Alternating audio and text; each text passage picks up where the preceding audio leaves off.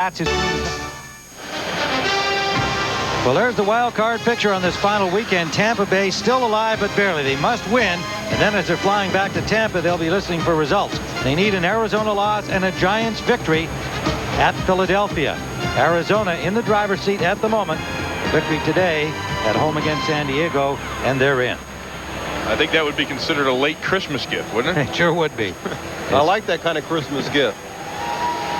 Temperatures here. Well, we told you earlier that this Tampa Bay football team coming in here not too successful in cold weather in the past. They have yet to win under 40-degree temperatures in 16 starts in their history. Bengals can't exactly look where they're at. They're all sitting on the hot seats over here.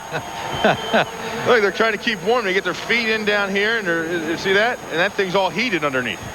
And the whole team's sitting on them.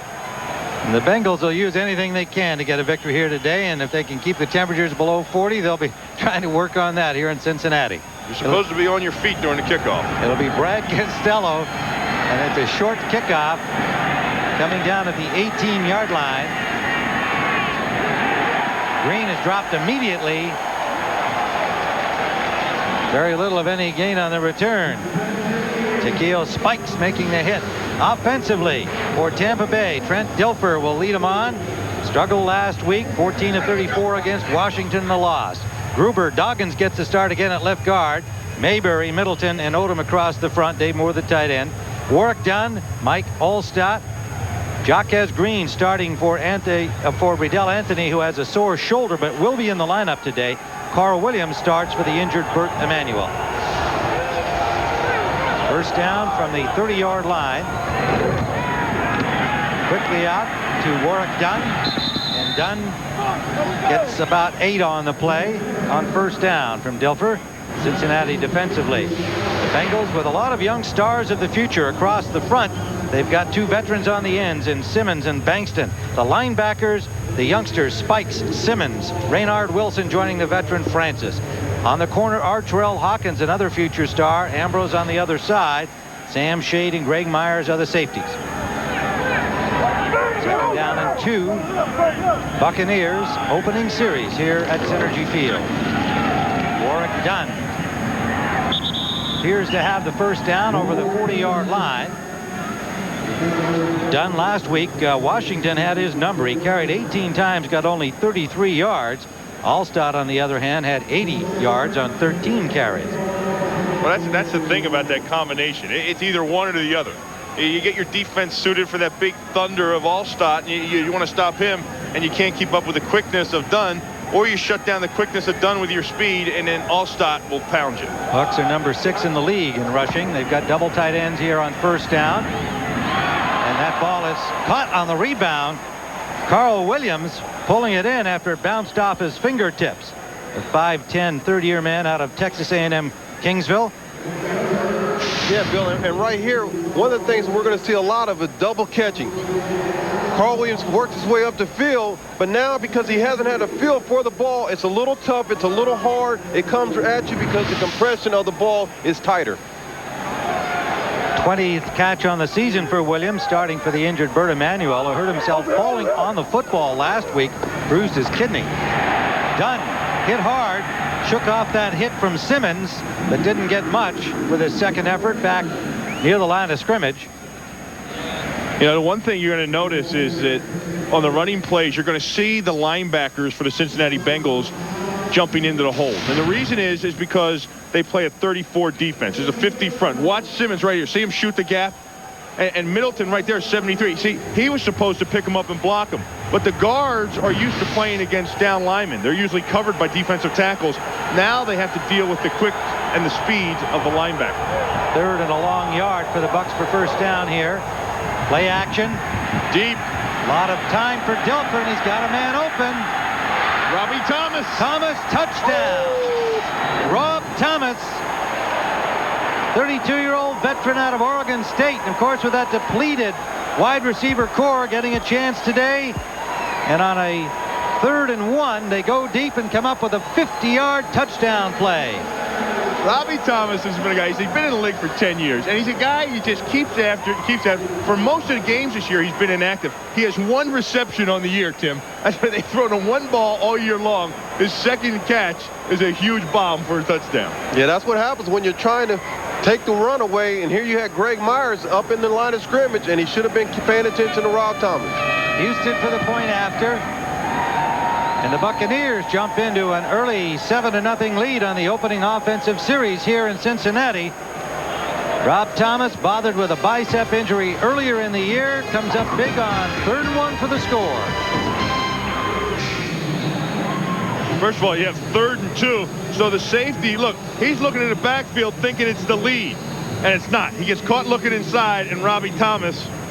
And right there, Robbie Thomas just outruns Greg Myers. Greg Myers, he should have just kept running instead of looking back. He tried to look up back for the ball, lost his balance there. But Bill, like we saw there, he should have let the Buccaneers say they've got it. The referee has not said a word yet.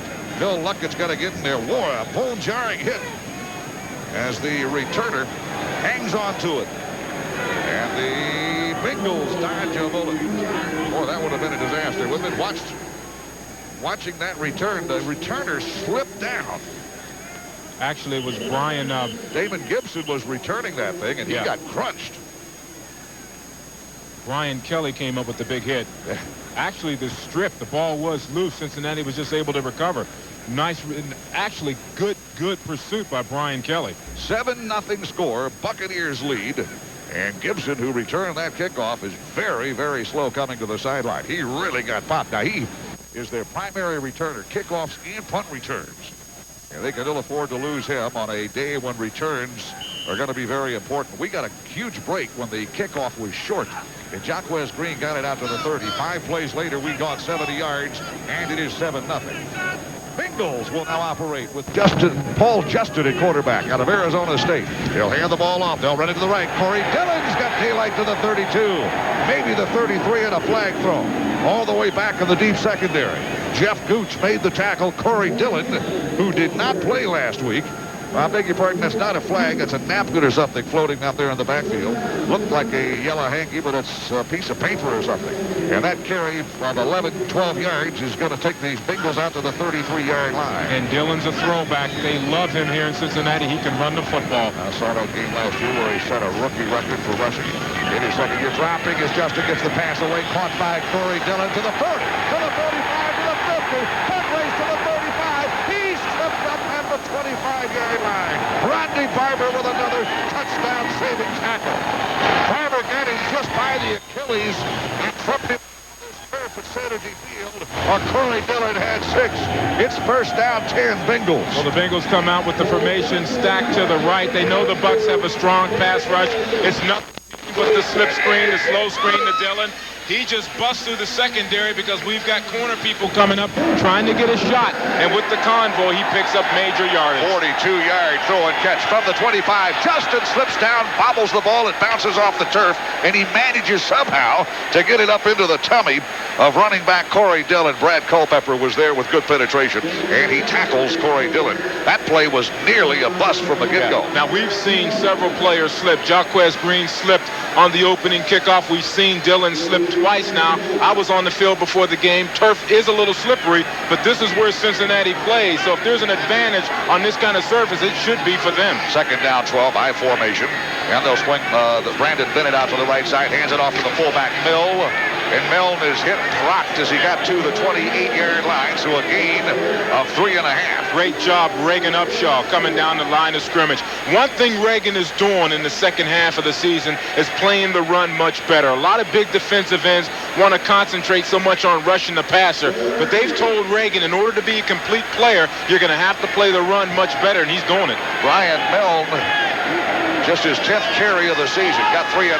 Third down and 8. They have to reach the 15-yard line. Blitz threatened by the safety, John Lynch. Shotgun set, Justin. Here comes the all-out blitz with the pass thrown well behind Carl Pickens. Justin throwing it out, Pickens running a corner post, and they were not on the same page of the playbook, and the fans are going to boo. Pickens is in his final year of a contract here. He is one of the all-time great receivers in the American Football Conference and a leader in this franchise in many categories. Pickens is soundly booed as he ran apparently the wrong route. Well, you know, fourth down. It's hard to tell because last week Jeff Blake was your quarterback and Dillon was not in the lineup. So situations like this, Pickens has been there all season. Field goal will be a 40-yard effort. It's got the leg. It's got the distance. It is no good. It is wide to the left. So the Buccaneer defense keeps the Bengals off the board despite a 42-yard catch and run by Corey Dillon. And Pelfrey, the kicker, is soundly booed. 7-0 the score early in the first quarter in cold Cincinnati. This is the WQIK Buccaneer Radio Network. Than any other bank stopped by Nations Bank today. Doug Pelfrey has just missed a 40-yard field goal attempt. He was wide to the left. And you think back to the play just before that one where Pickens runs the wrong route and the pass is thrown well away from the intended receiver. And they have to go on fourth down with a lengthy field goal. Pelfrey now 19 of 27 on the season. It is first down for the Buccaneers. We lead 7-0. And the line of scrimmage is the 30-yard line, moving right. Play action by Dilfer. Dropping. Goes the deep post again toward Jaquez Green. Makes a release and he cannot make the catch at the 20-yard line. That time, good coverage by cornerback Ashley Ambrose. In fact, Ambrose, a former Indianapolis Colt, had a chance to maybe pick that one off. Jaquez making a little bit of adjustment in his route. Well, could not make it. But one of the reasons why it's not as successful is because, number one, it's on first down. And in the secondary, you have help. You have help from a safety. When it was 3rd and 1, your safeties are walked up because they want to help with the blitz, trying to contain a Mike Alstott. So that time, the Bengals have extra help in the secondary. Second down, 10 from the 30. Alstott the lone setback. Riddell Anthony to the right side. We shift to tight end Dave Moore into the wing, and he goes in motion. From the 30-yard line, the snap. Handoff Alstott. Runs left. Follows his tight end Alstott to the 40. Gains 9 yards. And that was Mike Alstott running behind tight end Dave Moore. And Artel Hawkins makes the tackle. Big load to bring down. And again, a good start for the Buccaneer running game. Alstott and Dunn both getting the job done. It's a great start. At the same time, you got good blocking by Moore. You talked about Frank Middleton before the game started. He's playing on a bum ankle, but it's really Frank Middleton that cleared the way for Mike Alstott's 9 yards. Now you got the jumbo backfield with Lorenzo Neal in there. Alstott running right. First down, Bucs. Battering ram, number 40, takes it to the 42-yard line. And the A-train carrying twice now. You know, when you got the luxury of a back that can really move the pile, you can go for a long pass on first down, then make it up on 2 consecutive runs. You took the words out of my mouth, Gene. I mean, when you have 7 points on the board as well, and Cincinnati has already missed a short-range field goal, you can come out and you can gamble because you have confidence in your running game. Well, Byron Bell was the guy at the bottom of the stack. He hit the A-train. First down, Bucs at our 42 moving right. Dave Moore shifts to the right. Now a little stutter step on the toss pitch goes to Dunn. Dunn's going to come back to the spins. Don't know exactly how to describe that play, Dave. It looked like a toss pitch to the left side. Dunn had a little bit of a trouble hanging on to the pitch, and then he spun around and came back the opposite way. No blocking over there, and he just spun away from a tackler and got a positive gain of 3 yards. Well, you know, only the good ones or the great ones with instinct like that can do that. That's when you talk about the vision, the ability to see a closed hole, a hole close that quick and know to reverse your field and get back the opposite direction. That's special. He got just 3 yards, but he had to run about 7.5, maybe 8. One back set now. That's Alstott. Gets the handoff. Bounces to his right. Cuts it to his left. Drags a tackler with him to the 48-yard line. That's a gain of 3 more. We're doing it the old-fashioned black and blue way. 3 yards in a cloud of dust. Woody Hayes would be proud. But that'll keep a defense honest. I mean, when you've got a bruiser like Mike Alstott that's pounding you on the inside, and then you got the scat back like a Warwick Dunn who can reverse, pivot, and come back the opposite way and pick up 3 on his own, and you've already showed the ability to go deep. Your defense is out there. They're frightened. Well, Clyde Simmons made that last tackle. Third down, a long 3. We have to reach the Bengal 48-yard line. Dunn shifts from the slot to his more normal I-back position. We need 3. Third down, dropping Dilfer, looking Dilfer. He will level the ball. Dilfer's got to get the first down to the 45. He runs out of bounds at the Bengal 39-yard line. Dilfer just barely avoids a sack, and with that great leg strength of his, breaks free and scoots for a first down. Byron Bell got him by the heel, but not before Dilfer had done the damage and picked up the first down. 13-yard run. Trent Dilfer said, my decisions have to be better, and that's a prime example. He looked to the left, looked to the right. Everyone's covered. I've got to put the ball down and run. do it on my own. He's becoming a much better quarterback in the sense that his decision-making is more sharper. He threw for 100 yards last week at a loss at Washington. He already has passed for over 50 yards in the first quarter. 7-0 Bucs from the Bengal 38. Handoff Dunn. Dunn runs into a blocker, spins off a blocker and a tackler, and he's brought down after a gain of about 2.5 by Renard Wilson, former teammate of Dunn's at Florida State. Wilson having another successful year, 62 tackles. He has 6 sacks, and that leads the Bengals in the sack category. Well, the ball's at the 37-yard line, a gain of 2.5 by Dunn. Second down, and call it 7.5 needed. You know, he continues to pick up extra yardage, speaking of Warrick Dunn, because he's so deceptive. You look at him and you say, there's no way this little man's going to run over me. But he's got that high pump action from the waist down, and he's doing a good job with it. From the 38-yard line, the snap on second down. Dilfer, hard slant, caught by Green inside the 30. Close to the first down marker. He may have the first down. Needed to get it inside the 29, and I think they're going to spot this football at the 28. Another efficient, good-looking drive engineered by Trent Dilfer. It's first down and 10 Bucs. But, Gene, this is how you methodically pick a defense apart. You're showing them a little bit of everything. You showed them some tough inside running. You showed them some quick screens to Warrick Dunn that started the game. You've gone deep. Now a defense is sitting on their heels because they know that you have been effective in every phase of your offensive game. Green's 12th catch of the season. It is first down, 10 Bucs at the Bengal 28-yard line. We move right, lead 7-0. Little shift to the tight end, more to the right side, high formation, and a handoff to Dunn. Follows Alstott out of the middle. Dunn to the 20, to the 17. He's knocked down to the 16-yard line, and that's excellent blocking up front. Doggins and Mayberry. And Middleton opening a hole and a quick scoot by Dunn before he's tackled by Myers. He gets 12 more yards. Dunn working on a 1,000-yard season. And what you do is you shift that tight end over. Now you've got the extra blocking. Good, excellent job by Dave Moore and Middleton on the inside, as well as Jason Odom. Now Warrick Dunn gives a nice shot to close it out to a DB, to Artrell Hawkins. Takes the leather to him. That's a message. 5 carries, 21 yards. He needs 27 combined to reach 1,300 yards, pass catching and running this season. First down, 10 from the 17. Dilfer dropping on first. Flushed out of the pocket. Dilfer looking, throws, end zone. Picked off of the end zone by Ashley Ambrose. Oh, what a mistake by Dilfer. He's thrown a touchdown and now he's thrown a pick. That erases at least 3 points. Trying to hit Carl Williams. Well, once he stepped up in the pocket, he thought about running, but his natural instincts say, throw the football. I got a cannon. Tried to fire it into Williams in double coverage, and Ambrose, give him credit, just stepped in front of the football. It's 7-0. We turn it over in the red zone. Let's take a timeout. The Tampa General Hospital injury update. Braden Gunn, you got it on the sideline. Well, Gene, John Lynch has got a thigh muscle strain, and he's questionable for the rest of the game. And we are not very deep in the secondary, particularly at safety. Ball at their 20-yard line. Ambrose, the smart thing, too, he didn't try to return that thing. He knew he picked it off in the end zone. Paul Justin at quarterback. They moved the ball very well on the Buccaneers the first time they had it, missed a field goal. From the 20, Justin, play action, dropping, looking, goes the deep sideline route. Downfield, Pickens cannot catch up to it. Carl Pickens could not chase it down, running near sideline as far as Justin could throw it. Rondy Barber, hip to hip. Boy, he was nearly latched to the hip with the intended receiver, who's a big target to throw to, and they're trying to exploit his size versus Barber. And that's exactly what it is on first down as well. Most teams thinking with you having it on your 20 and with a good power runner like Dillon, you're going to try and smash it out there and get good yardage, positive yardage, but Cincinnati comes out and they go for it all on first down. The Bengals 16th in the league, averaging 305 yards a game total low from the 22nd down and 10. Justin drops the throw. Thrasher coming. Pass is incomplete.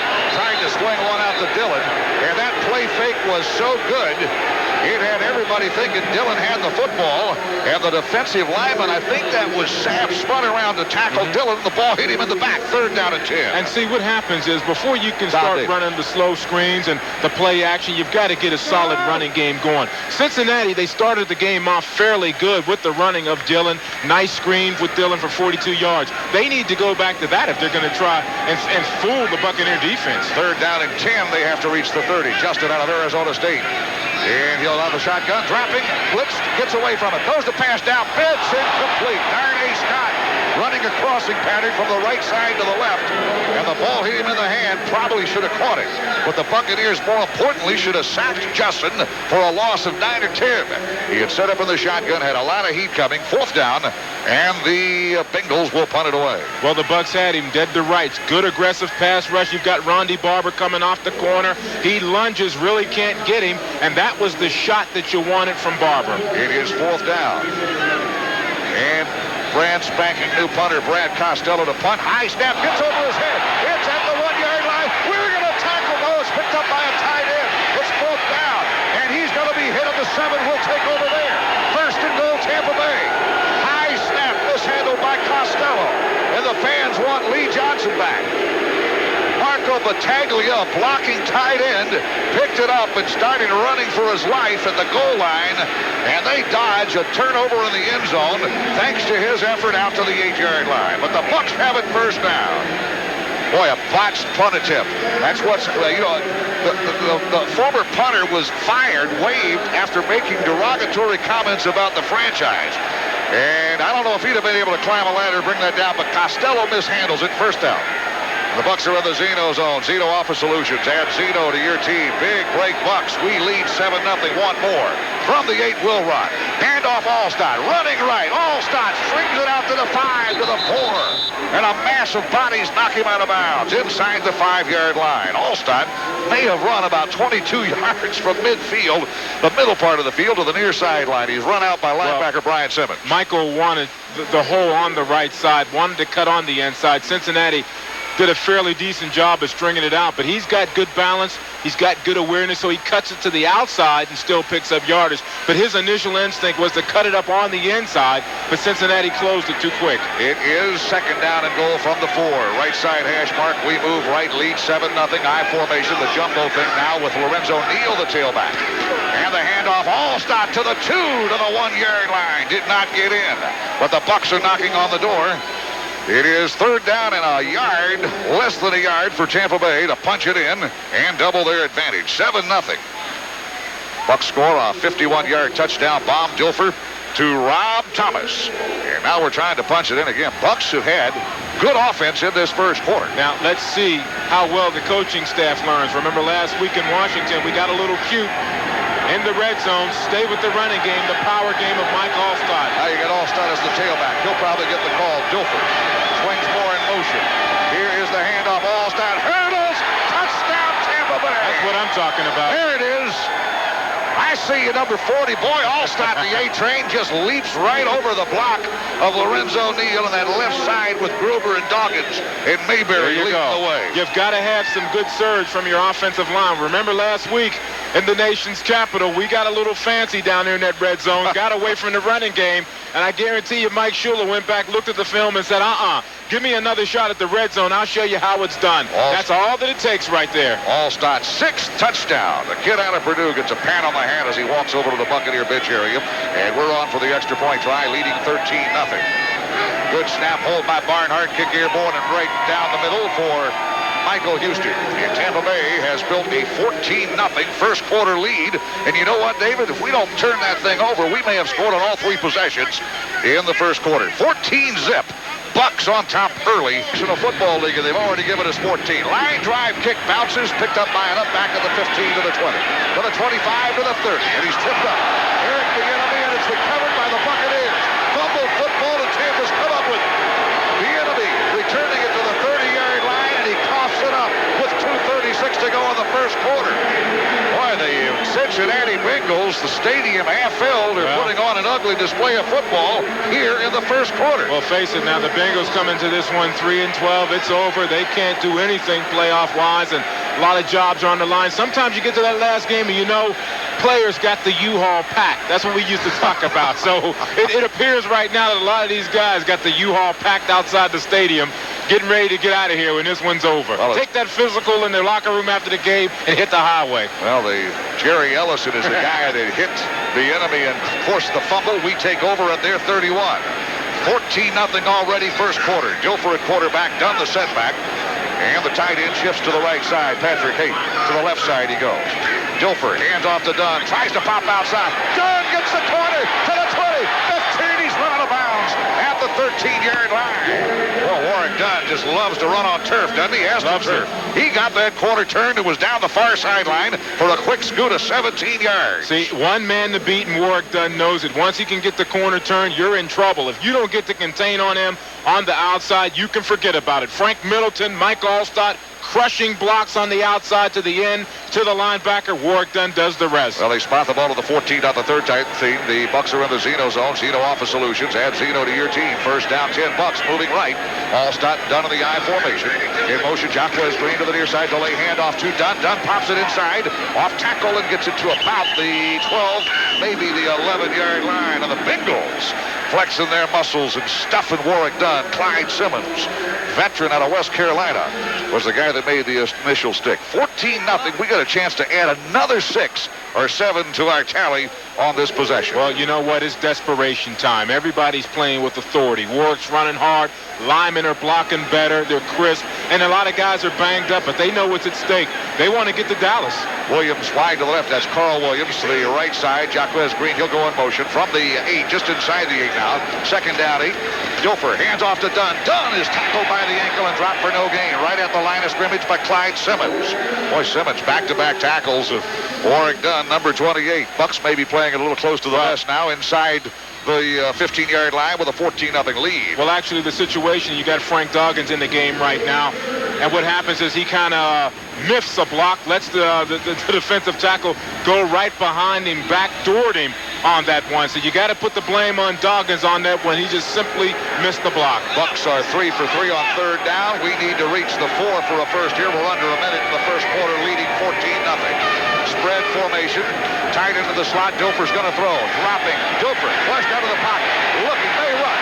Dilfer to the 5. Gets out of bounds at the 4-yard line. He's got a Buccaneer first down. Second time in this quarter, Dilfer has scrambled and gained enough yardage for the first down. And Phil Luckett, the referee, raises his right arm and says it's first down and goal Tampa Bay at the Bengal 3-yard line. Takeo Spikes made a touchdown-saving hit of Trent Dilfer. And that just breaks the back of Cincinnati defensively. Anytime you let that quarterback out of the pocket, step up in the pocket, and then run the football for a first down this close to the goal line, that's a cardinal sin. Well, the Bengals have allowed 60.4% touchdowns inside the red zone. Bucs with their jumbo backfield. Oh, stop to the 2 to the 1, close.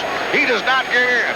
Dilfer raising his arms up to the sky and saying we got a touchdown, but the official saying no, it is down inside the 1-yard line. And Clyde Simmons is going to be a worn-out defensive end by the time this game is over, and that will be the final play of the first quarter. We've got it first down, or second down and goal from just a foot away.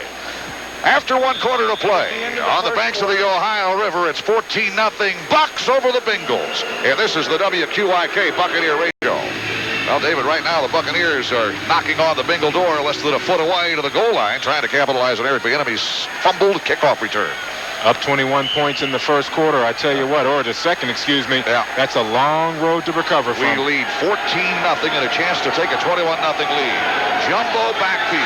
Lorenzo Neal and Alstott. Dilfer over center Mayberry. Hands it off. Alstott. Touchdown Tampa Bay. Up the gut goes number 40. And the Bucs lead 20-0. On a cold day in Cincinnati, it just got cooler on the Bengal sideline. Wow. Bucs have scored on 3 of 4 possessions, and the possession we did not score on, we had it inside the red zone and threw a pick. We had a shot at it, though. Had a shot.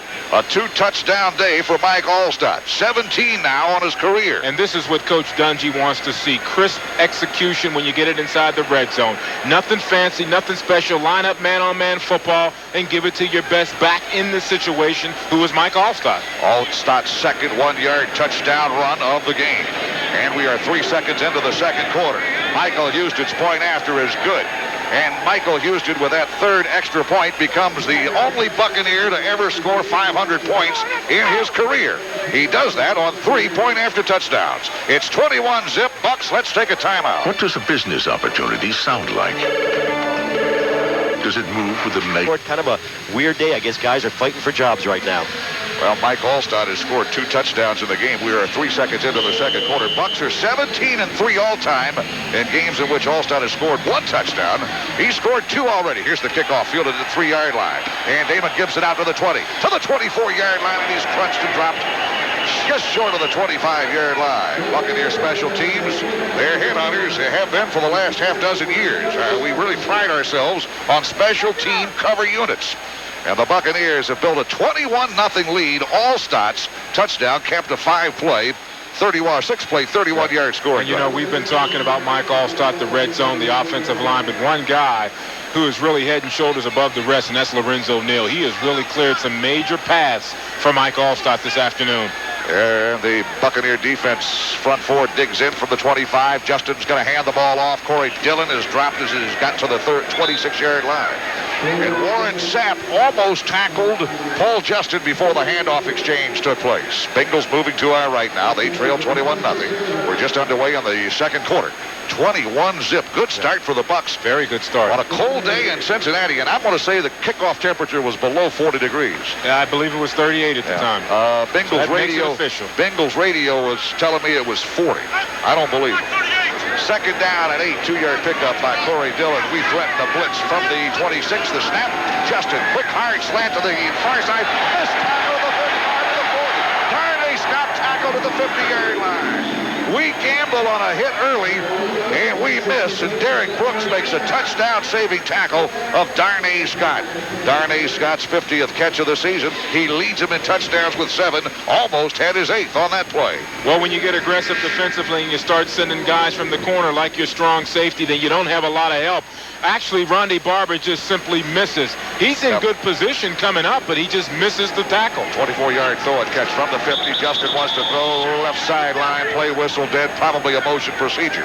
As they get it organized and find out what that penalty's all about, let's look at the first half stats. Dave Logan, Bucs 8 first down, Cincinnati 2. We rushed for 87 yards. Snap. False start. Offense. Left guard. 5-yard penalty. Remains. First down. And we hold the Bengals to 7. Now the long run by Dillon, a 12, 13-yarder early, neutralized by that fumble punt. That counts against your rush. Passing, 75 yards for the Bucs, 42 for the Bengals. In the first quarter, the Buccaneers 162 yards total, 49 for the Bengals. But you look at the time of possession, Tampa Bay has the football 12 minutes and Cincinnati just 3. You can't get any kind of movement with 3 minutes of offense. Second down, or first down and 15 from the 45 now. Alstott to tight end, McGee in motion. Hand off on a counter play to Corey Dillon. Runs into a blocker and is stopped until he got a gain of 3.5. Maybe 4 out to the 49, and that'll bring up second down 11. Bengals moving to our right, shooting themselves in the toe. They'll get a big play and then have 3 bad plays.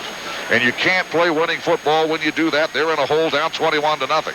But say, Bruce Conklin is not going to panic and start throwing the ball on every down. He says we still got to get Corey Dillon his number of carries.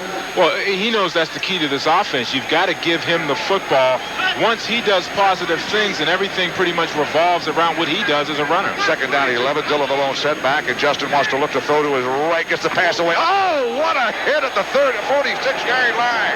The catch is made by Pickens, and Donnie Abraham just undressed him. I mean, on a cold day, he just got his jaw dropped about 4 inches.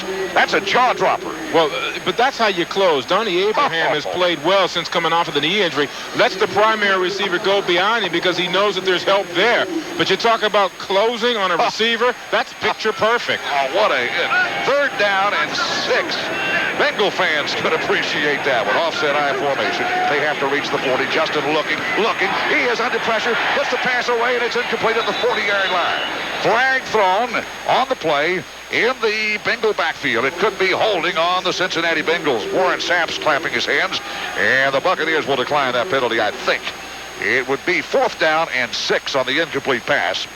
And the penalty would just be 10 yards from where it took place, the previous spot. So let's see how Tony Dungy wants to play this one. Don Davis was covering from his middle linebacker position. Holding. That may have been a factor on the decision to take the penalty and move him back 10 yards. Back a little bit further. You know they're going to come out in this formation, maybe run some kind of draw screen, or they may have nerve enough to throw. You may come away with some kind of pickoff, some kind of turnover, and give it right back to your offense at midfield. Basically a 9-yard penalty, though, is what that is. It's 3rd down and 15. From the Bengal 45, here's the snap. Justin to the shotgun. We put pressure on Justin. Flush him out of the line. Gets the pass away. Caught by Milne. He stumbles down. A gain of 4. And that seems to be the way this whole game and this whole season is gone for the Bengals. Milne was in wide open space, the fullback. He was the safety valve, catches the pass, and he slips down. and they will have to punt. Basically, very little difference in this punting situation than the one just before. And that's what you're hoping, that your defense can come up with some kind of turnover at midfield. Steve White got credit for the tackle, although Milne had slipped down. Jaquez Green awaits the punt at the 10. Second in the National Football League behind Deion Sanders. Good punt by Costello. And it is going to oversail the end zone and go out of bounds, and a touchback. Well, that's a booming punt by Costello. He didn't need to kick it 52 yards. I think Bengal fans would have liked about a 46-yarder instead. It's 21-0. Bucs start in Cincinnati. Maybe our best start in a handful of years. We lead 21-0 with 11:18 to go in the second quarter. In fact, our third touchdown came with 3 seconds gone in the second quarter. Alstott has scored twice, and Rob Thomas has taken in a 51-yard Trent Dilfer pass. From the 20, we begin after the touchback. Dilfer at quarter, blitz threat. He will hand it off to Dunn. Dunn tries to get outside, got ahead maybe for a half a yard. If Dunn can beat the blitzing linebacker, he's got a lot of green turf in front of him.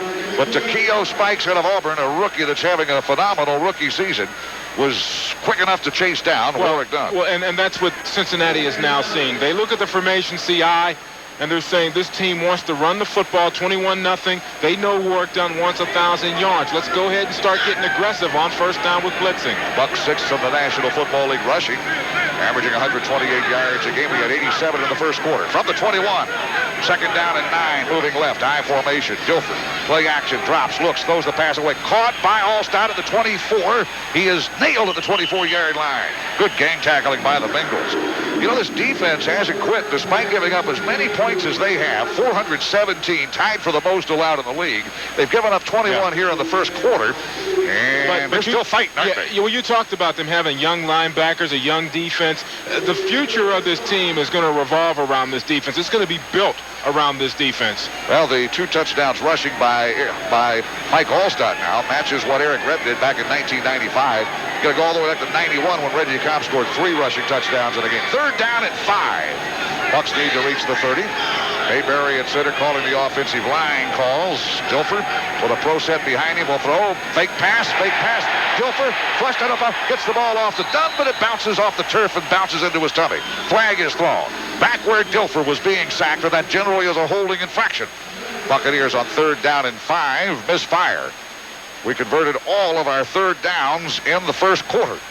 And here in the second, we misfired. Now, a big decision for Bruce Coslet. They declined the penalty, probably. Holding, offense number 73. Penalties declined, fourth down. Adrian Ross gets the quarterback sack. His first of his career. He's a rookie out of Colorado State. Adrian Ross hanging on to... Well, actually, it wasn't a sack because Dilfer was able to throw the pass. It was incomplete.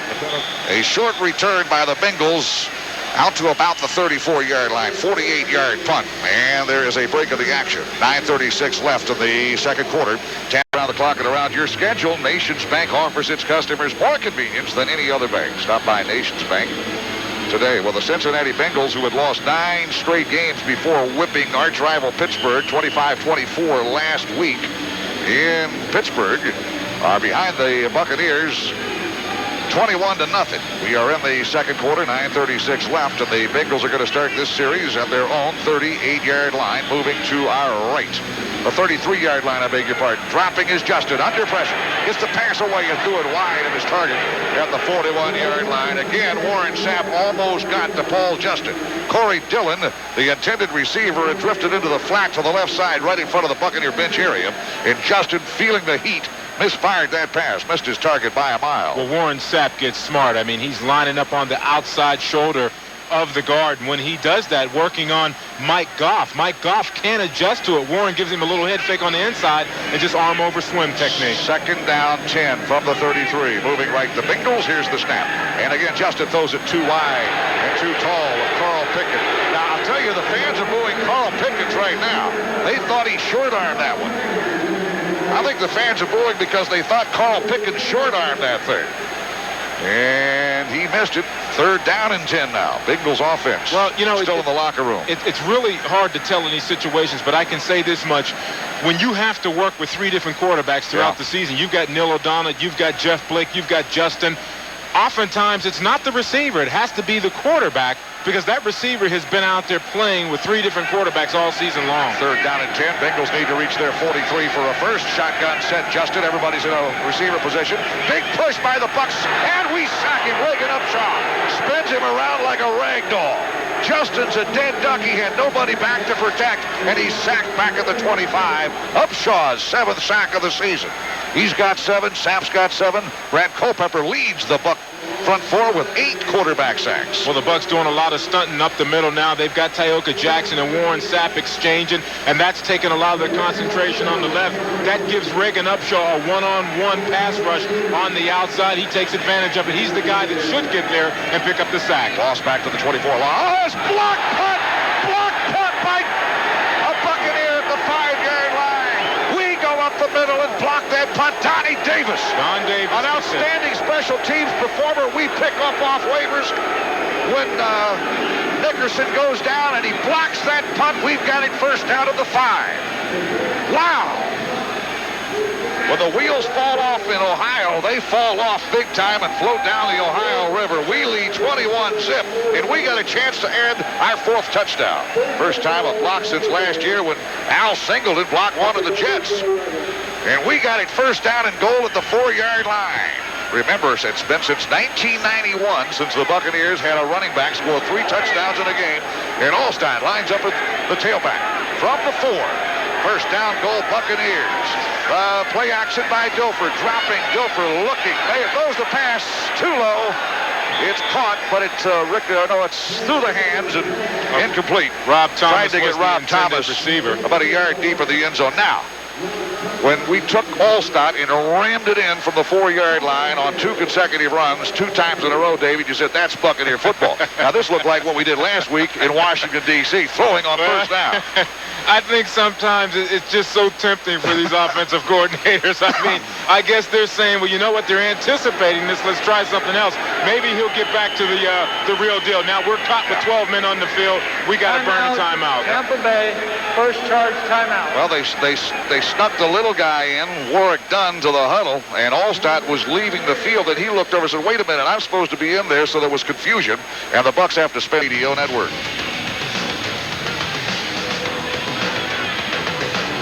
89. 10 Sefner Tampa, CBS radio stations. Well, the Buccaneers now, after a timeout, will have Alstott as the fullback and Dunn as the tailback. The line of scrimmage, the Bengal 4 after a blocked punt, 2nd down and goal. We move left in the 2nd quarter and lead 21-0. Long count, Dilfer. Here's the snap. Hands it off. Alstott is mobbed and mugged and got nothing. Oh, no. Lorenzo Neal, I beg your pardon. He was the fullback. They tried to sneak it to the fullback. We don't see that a lot. I think we've seen that maybe 3 or 4 times this year. Now, they try and punch it into Lorenzo Neal because you've got Dunn as your deep back and you have your defense thinking it's going to Warwick. Well, the Bucs will face 3rd down and nearly 5 now. 3rd down and goal from just inside the 5. We come out throwing on first down after the block punt by Don Davis.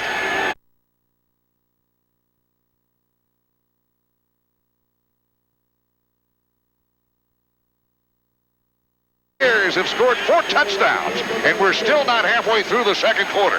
5-yard touchdown pass, Dilfer to Riddell Anthony. Good catch by Riddell. Well, it's an easy strike for Trent Dilfer, number 1, because Cincinnati on the defense, they don't get their ends out to contain him. Once he can just roll out with no interference, it's an easy target for him. You've got to roll your defense with him. Cincinnati fails to do so. Michael Bankston can't get out there, and he has no help. Well, we have our block punt. Donnie Davis got it, took over at the 5. 3 plays later, it's 27, make it 28-0. Tampa Bay leading the Cincinnati Bengals with 8:07 left in the 1st quarter. The sun's starting to come out. Let's see if Arizona can lose and the Giants can win. Let's take a timeout, too. Hi, folks. Gene Deckeroff, voice of the Buccaneers. Del Anthony, and he had to stop. And if their coverage was closer, it could have been worse. I don't want to take away any points. I don't want to be negative about the situation. I'm just talking about what's in the future. The ball, again, thrown behind. You have all this room over here to throw the football. And that's what we're talking about, leading your receiver. We've seen it 3 times now where the receivers have had to stop to come back to the ball.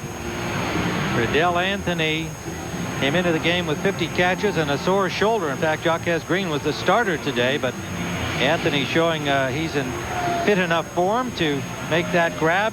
He's from Belle Glade, and that's the home of Fred Taylor, good buddy of his and the great running back for Jacksonville. That small town in the Everglades has turned out some fine football players. Damon Gibson from the goal line. Driven out about the 22-yard line by Rob Thomas. And that's where the Bengals will try and get something going here with 7:58. His 7th touchdown of the season. That leads the Bucs. Bengals begin this drive at their 22, moving right. And Justin hands the ball off. Dillon breaks and shakes a tackle, and it is Derek Brooks grabbing him by the legs and dropping him at the 26-yard line. Gain of 4, and Derek Brooks hanging on. If Dillon gets by him, he can run another 7, 10, maybe 15 yards. And Bruce Alstott, the head coach and offensive coordinator for Cincinnati, still not panicking in a situation. Knows that he can't just come out and throw the football. That becomes an easy game for Tampa Bay. So it's trying to stay with the basics, going back to the running game. But at some point, you're going to have to open up and make this a passing clinic. Bucs playing a base defense, too. 4 defensive backs. They rotate the safeties. Hand off to Dillon. Runs left. He's going to be hit and mugged. Got it to about the 29-yard line. And that will bring up 3rd down and 3. And that's why Alstott has elected to go ahead and go back to the run, because the Bucs are in a base defense. They're not aggressive with any blitzes. They're just sitting there waiting to see what you're going to try and do. And Alstott's responding by just basic offense. 28 points in a half, the most for the Buccaneers since 2 years ago in Chicago, against Chicago. We beat them at home. 3rd down and 3. Bengals are 0 for 4 on 3rd downs. They need to reach their own 32. Moving right. Here's the snap. Justin drops under pressure. He's sacked at the 19. Culpepper got him. Culpepper's got 9 sacks. And Warren Sapp was there as well. And Justin is shaken up. Justin is crunched. Boy, when you got Culpepper and Sapp flattening you, you're lucky if you can get up and remember where you are. They're down to one healthy quarterback and a rookie named Eric Kresser, who we know that used to play at Florida and was on the practice squad. Now, Brad Culpepper has played as well as any Buck defensive lineman, maybe better than all. And what he has done is actually lined up in the gap to his left. And that makes both players, both guard and center, have to commit to him. If one misses, he's got a free lane to the quarterback. He splits it perfectly, comes up with a big sack. 2nd sack of the game, 37 in the game for the Bucs. They're going to have to punt. Another low snap dug out by Costello. Line drive punt. Chased down to the near sideline and out of bounds as Jaquez Green had no chance. They'll triangulate and say it's out of bounds at the 32-yard line. Boy, the punting team has had a nightmare afternoon in Cincinnati. A 47-yard punt by Costello, but he had to dig that one out off one bounce off the turf. It's for the Buccaneers now have 2 touchdown passes by Trent Dilfer. He matches last year's record of 21 in a season. And you know how long the previous record of 20 touchdown passes had lasted. Doug Williams set it back in the early 80s, and then Vinny Testaverde came along in the late 80s and tied it at 20. And then Dilfer last year closed 21. He's got 21 now in week 17. 1st down, 10 Bucs. Dilfer at quarter. Alstott done all the running backs. From the 32-yard line, we move left. Play action by Dilfer. Wants to throw. Pass caught by Alstott in the 30. Alstott to the 35 to the 36-yard line. He gets 4 yards. Running to the right, taking the catch over his shoulder, and Brian Simmons, middle linebacker, making the tackle. And we tried that earlier. Remember, Gene? We tried to swing it out to Mike Alstott. Cincinnati played it fairly well defensively. We come right back to it in this series. Because if you, what Mike Shula is trying to do is isolate Mike Alstott on an outside linebacker who's trailing Mike. You get it to Mike on the fly and on the run. He's got good speed, good balance. His ability to cut back inside, that could be a positive play. 2nd down and 6 from the Buck 36-yard line. They shift that front 4 now a little bit over to the right side. In motion, Jaquez Green. Here's the snap and the handoff to Dunn. Dunn tries to run outside. Gets the corner turn. 35-40. 45-yard line, and he's running out of bounds at the 47-48. And Dunn was hit pretty good after he got out of bounds. That's a 1st down carry by Warwick Dunn. He scoots 13 yards, and Greg Myers, the free safety, runs him out of bounds. Warwick Dunn now 10 carries, 54 yards. He needs 63 yards to reach 1,000. Well, again, he's following the block of Mike Alstott on the outside, but I like the patience of Warwick Dunn. He actually waited for Mike to get outside to try and kick out that outside linebacker. One of the reasons Mike was a little slow because he just caught a pass out in the flat and he was a little winded, but I like the patience of Dunn waiting on his lead blocker. And then he really puts on the afterburner. 1st down, Bucs at our 48, moving left. trailing 28-0. Dilfer, delay handoff Dunn. Dunn squirts to the 49 of the Bengals. That is a gain of 3 yards. And Greg Myers, a very active free safety today, makes the tackle. Myers is in his 3rd year out of Colorado State. Warwick Dunn looking for the seam on the inside, almost had it. One man to beat. You know, so many of the defenders that have gotten him on the ground, they've been those shoelace type tackles, and he knows that. And that's why you always see him with that high pump action. Once he can get into your secondary, you really got some problems trying to get him on the ground. A couple of carries away from a 1,000-yard season from the Bengal 48-yard line. I formation down the tailback. He gets the call. Bounces to his right. He is stuck and will lose 3 yards. Well, when you lose a couple like that, it may take more than 2 more carries, but he was 6 yards short of a 1,000-yard season. And don't think that Coach Dungy, Mike Shula, didn't come into this game knowing that he was that close to 1,000 yards. I mean, he's a big part of the offense anyway. But if you're trying to finish the season positive, you still have a shot at the playoffs. Why not go ahead and let him get a good accomplishment on the season as well? Especially when you lead 28-0, feed the ball to number 28. Now, it's probably a throwing down now. 3rd down and 8. From midfield, the 50-yard line. Bucs need to reach the 42. Simmons and Baxter got to Warwick Dunn and brought him down the hard way. Now a shift into the pro set with an H-back behind Dilfer. Here's the snap. Here comes outside pressure, and there may be an illegal procedure penalty on the Buccaneers. Flag was thrown back here on the deep secondary. It's going to be a delay of game penalty. Is that huddle clock, play clock cut down to 0. Offense, 5-yard penalty. It remains 3rd down. Dunn's got a couple of marks that he's working on today. The 2nd-year kid out of Florida State. One, he's already accomplished. He needed just 27 yards combined, receiving and rushing, to reach 1,300 yards, David, for the 2nd time in his career. Only James Wilder had 2 1,300-yard combined seasons in a Buccaneer uniform. So Dunn has matched that.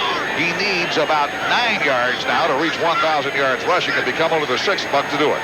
3rd down and 13. Blitz coming by the safety. Dilfer gets protection. Steps up with the power. He's sacked back at the 40. Sacked at the 40. They got to him with an all-out blitz. Takeo Spikes out of Auburn. The outside linebacker found a little hole and got through, and that is the first sack allowed by the Buck offensive line today. When you start walking your safeties up, you make it kind of tough, really, to count them all out. Now, what happens is the Bucs is in pretty good shape. John Davis is sitting back there in the backfield in the slot, should have picked up Spikes. He muffed the block, and that's why Spikes was able to come in. Low snap to Barnhart. Barnhart sends a floater downfield. Fair catch called for and made by Stepford Williams at the 21-yard line. And that's where the Bengals are going to start this drive. That sack by Spikes put the Buccaneers in a hole. Say, where do you get the freshest seafood around? Johnny Leverock's Seafood House. That's where. Tampa Bay's favorite. The catch of the day from Leverock's Fishing. That's it in a nutshell. Now, Tampa Bay is winning here, and their hopes would be alive. Then they need a Giants win and an Arizona loss, and they're going to need all those things while they're 30,000. To the 30-yard line. Back-to-back weekends. He leads us in interceptions. Got a pick last week, and Cresser's first throw of the game deflected and picked off by Chuck. Charles Mincy, number 22. Wow, the Bengals are self-destructing on a chilly day in Cincinnati. It's another turnover, their 2nd, and they came into this game with very few miscues. In fact, they were plus or minus 0 in the takeaway-giveaway ratio. But they've turned it over twice today. The Bucs have turned it over once. We lead 28-0. Cresser tried to hit his tight end, McGee, across the middle. You got Mincy sitting back there as the free, just floating. Again, the Bucs are in a base defense, waiting to see what Cincinnati brings to them. Buccaneers have it 1st down at the Bengal 30, moving left, play action. Dilfer, pump fake Dilfer, throws the fade route to the corner of the end zone. Incomplete. Incomplete, nearly picked off, and the fans want a flag. Jaquez Green grabbed the defender, Ashley Ambrose. Fans are booing. It could have been offensive pass interference. But say, we get away with one there. We'll take it. In Cincinnati, where the last time we played up here, we got waxed by Boomer Esiason and James Brooks. 2:45 left in the first half. Buccaneers 28. Bengals nothing. They just showed that on the replay jumbotron at the top of the stadium here at Synergy Field, and it was very obvious. Handoff Dunn on 2nd down. Dunn is mugged and mauled as he got to the 28. Now a flag is thrown. Flag thrown by the umpire. Brian Simmons made the tackle of Warwick Dunn, and right where that pileup was is where the flag was thrown. Well, Well, Dunn was trying to run over the back of Jason Odom. The flag, could it be a face mask in there? I believe it's a head slap. A head slap with one of the defensive players, obviously. Illegal hands to the face, defense, number 67. 5-yard penalty from the end of the run with an automatic first down. Wow, the fans already upset with their team, let alone the officials, Phil Luckett's team. Well, it's that one that's been famous this season, the coin toss thing in Detroit, and then the Vinny Testaverde non-touchdown in New York.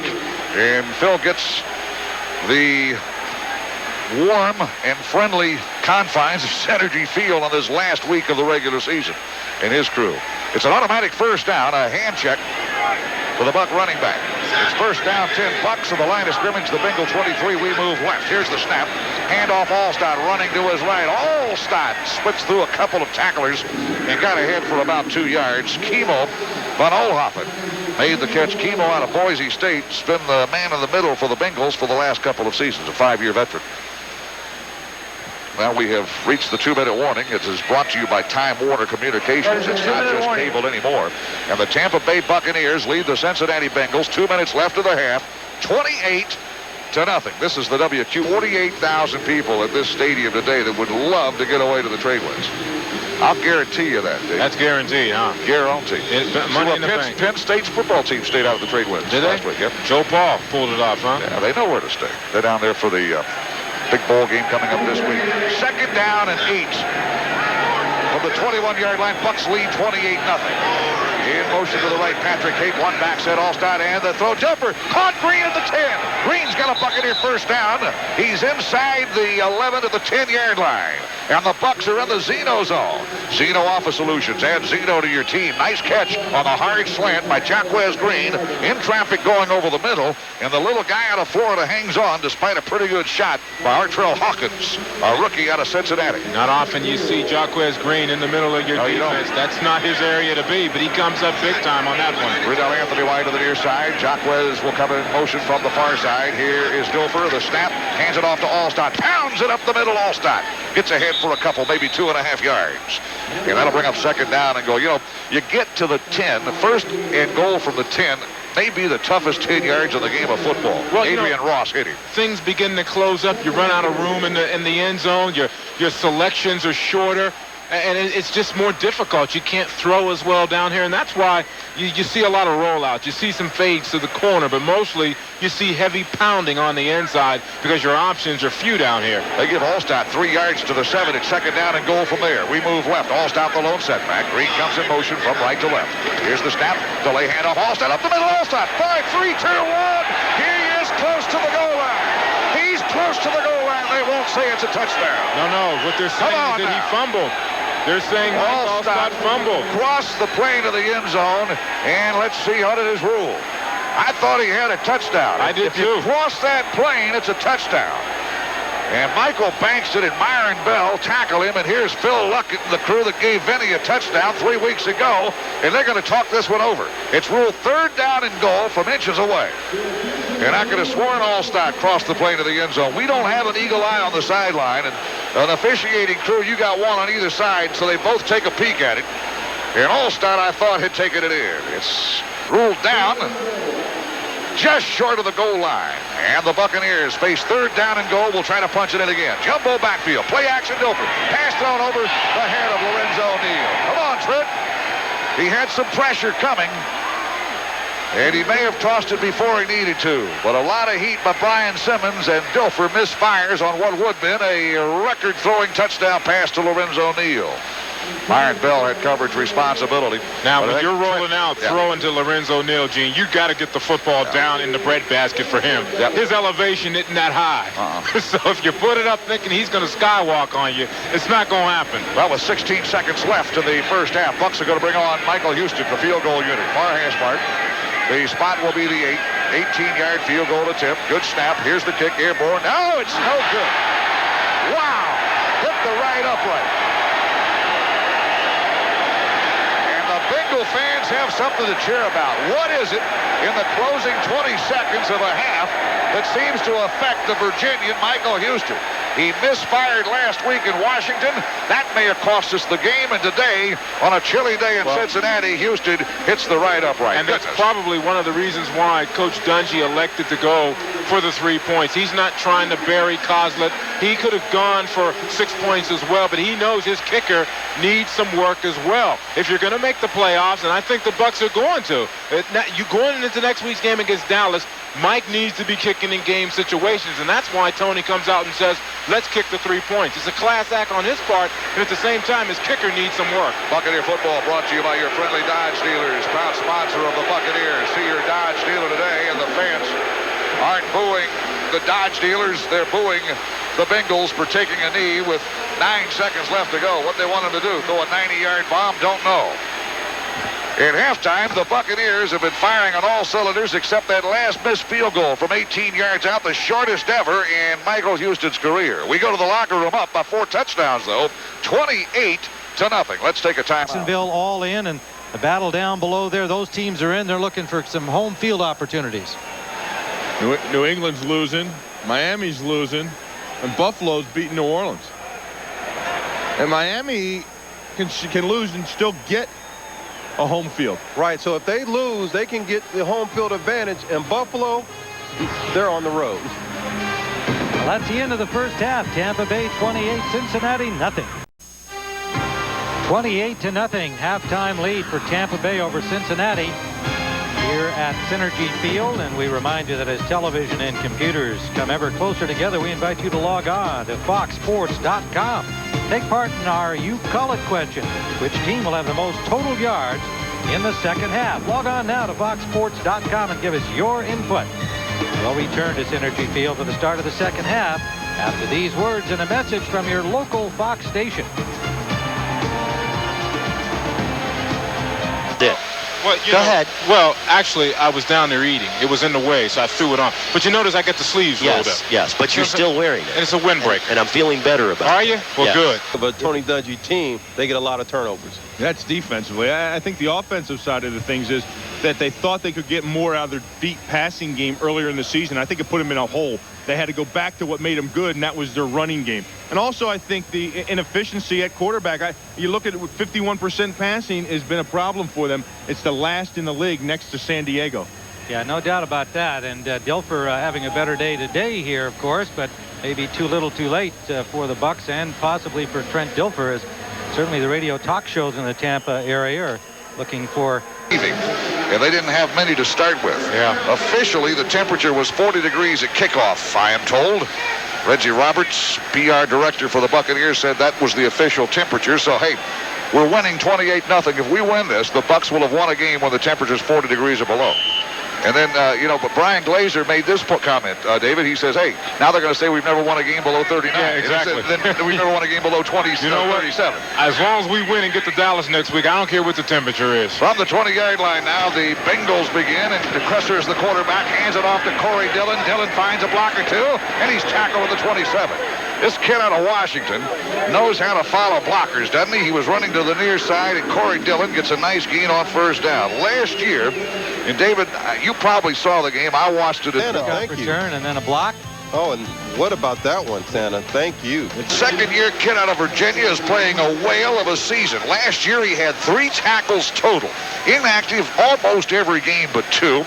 And this year started with the injury to Donnie Abraham, and he's going to be a fixture at cornerback for a long time to come. It's going to be tough to unseat him next year. Whoever tries to challenge him, they got their work cut out for him. Beautiful open field tackle. That's as good as it gets. He lost 3 back to the 24-yard line where it's third down at nearly 6. They got to reach the 30. Kresser at quarter threw a pick on his first pass. He'll throw his second. Traffic going, the hard slant. It is caught at the 30-yard line. First down secured. Boy, he threw it into traffic and got away with it. Derek Brooks made the tackle, and Eric Kresser's going to be cheered, and so is McGee, who made that catch. McGee. Because the Bengals didn't have a lot of time of possession in the first half. I mean, it was miserable for them. So to be able to come out on this opening drive, move the sticks, a little pop to get tight end, and try and keep it going offensively, that's what the roar is about. The 4th first down of the game and a third down conversion got the fans that are still here to cheer their first third down conversion. From the 31, Dillon takes a handoff, missed by Upshaw. Now Upshaw gets him as he was flushed back in.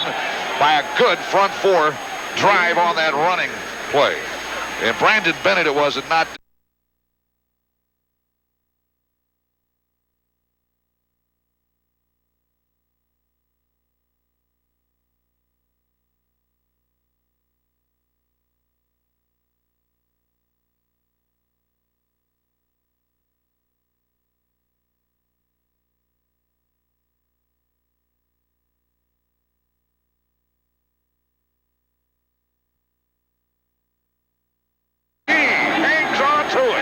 Tony Bowie hit him, but couldn't gyre the ball away. 33-yard throw and catch. Kresser to McGee. High formation. Cincinnati comes out. No really play action. Just Kresser steps up in the pocket. That time, the Bucs really don't have an even balanced pass rush because he's able to step up. Now he's working on Bowie, taking the place of John Lynch. He's got to run with a big tight end and trails him by 1 step. Bengals inside the Buck 45. It is first down, moving left. Kresser's going to hand it off. Corey Dillon tries to explode, is hit and dropped at the Buck 39. And that is a gain of 5 yards on the carry. And Corey Dillon, 222 pounds, pretty good size running back with excellent speed. He's got a high kick. Yeah, he's a strong back, Gene. He's got a great balance of speed and power. The kind of runner that will say, if you're in my way, speaking of his offensive lineman, I'll run you over. He's that kind of runner. Brad Culpepper brought him down. Bucs lead 28-0. We're early in the third quarter. In motion, Darnay Scott comes back to the near side. Play action by Kresser. Wants to throw, gets the pass away. Caught at the 28-yard line. Caught by Pickens at the 28. Spun back to the 29 by Donnie Abraham. And they'll get progress to the 29-yard line. So Kresser now coming out firing away, and he's getting hot. And what Bruce Coslett is trying to take advantage of is right now a base Buck defense. Now, we don't see any safeties at the line of scrimmage applying any pressure. So what he's doing is he's trying to go ahead and strike before we start to come with these multiple blitzes on the inside and the outside. They've had the ball 4.5 minutes here in the third quarter. Here's the snap. First down, 10. Handoff to Dillon. Dillon running right. Gets a good hole and gets it inside the 25 to the 23-yard line. Well, he ran to the left that time, I beg your pardon. Jeff Gooch makes the tackle of a tough guy to bring down Corey Dillon. And the Bengals turning the tables on the Buccaneers. We had the ball for 20 minutes and 57 seconds in the first half. The Bengals had it for just 9 minutes and 3 seconds. They've had it for almost half that now on this opening series of the third quarter. Line of scrimmage, the Buck 28, third down 4, moving left, trailing by 28 points. Here's the handoff and the run to the row, and slipping down to the 20 is the ball carrier, Brandon Bennett. He's inside the 15. Gooch finally brought him down. How about that? Brandon Bennett slipped and skidded at the 23-yard line right at the first down marker, got up and kept on motoring and gets it inside the 15. It's a Bengal first down.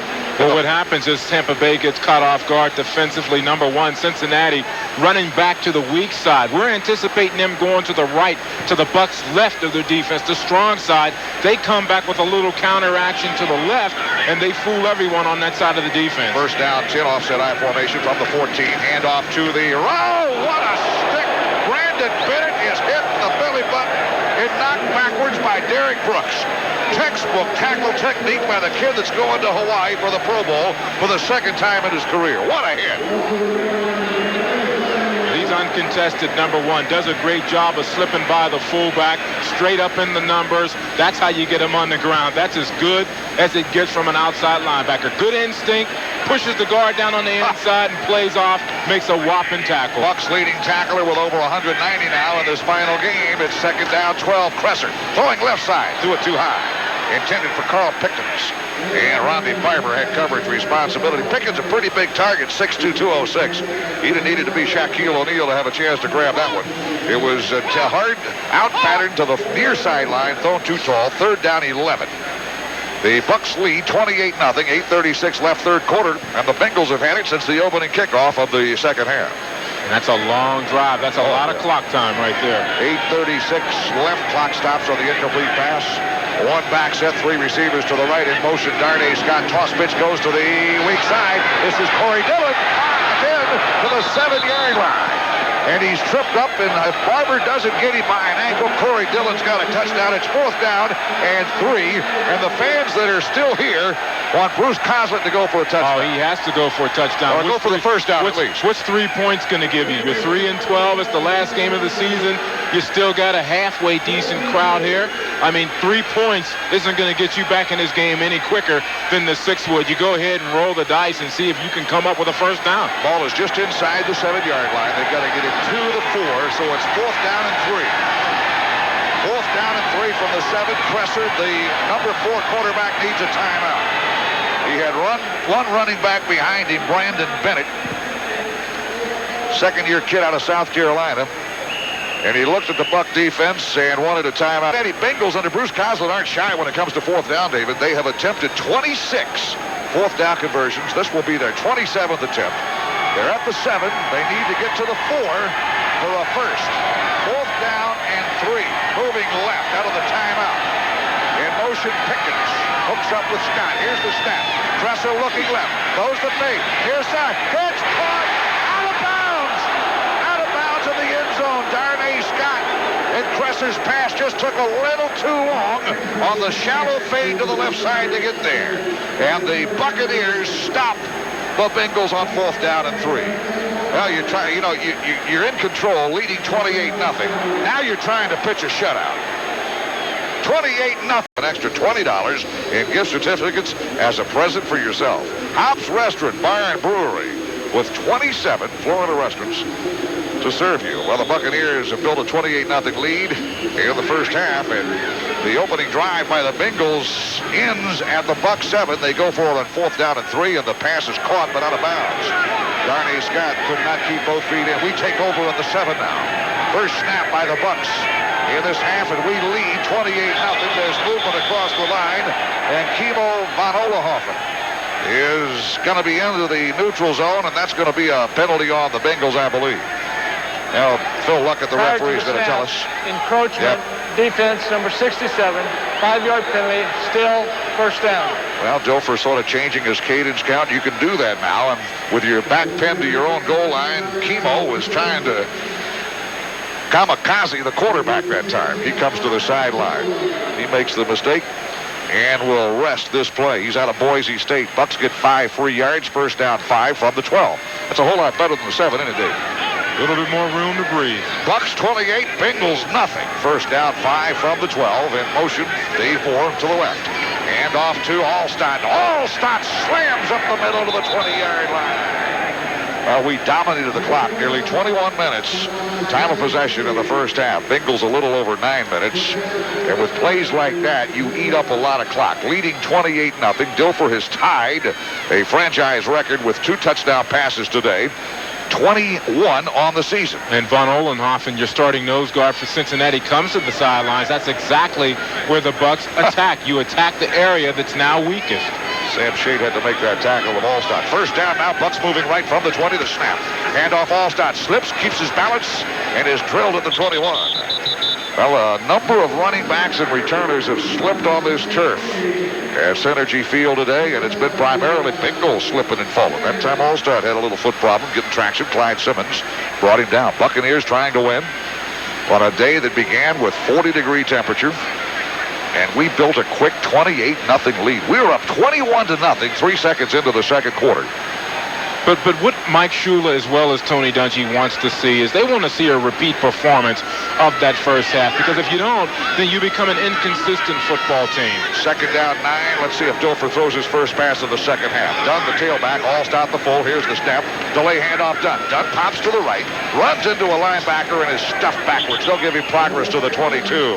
It will be 3rd down and 8 to Keo Spikes.